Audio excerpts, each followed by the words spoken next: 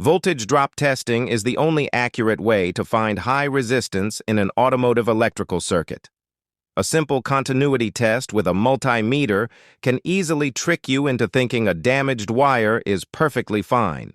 You must test circuits while they are actively carrying a load. To perform a proper voltage drop test, set your digital multimeter to the DC volt scale. Connect your test leads directly across the suspected wire or connection while the circuit is powered on. A healthy automotive wire should show a voltage drop of less than 0.2 of a volt. Never pierce wire insulation with a sharp probe to test for voltage. This creates a tiny hole where moisture and road salt can easily enter the wiring. That moisture quickly causes green copper corrosion, which creates massive resistance and ruins the entire wire harness over time.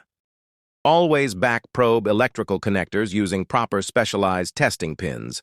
Slide the thin pin past the weather seal at the rear of the connector until it touches the metal terminal inside. This technique gives you a safe testing point without causing permanent damage to the plastic housing. A glowing test light only confirms the presence of voltage, not the actual capacity of the circuit. A corroded wire hanging by a single copper strand can easily light up a standard test bulb. That same wire will immediately fail when asked to power a heavy load like a motor.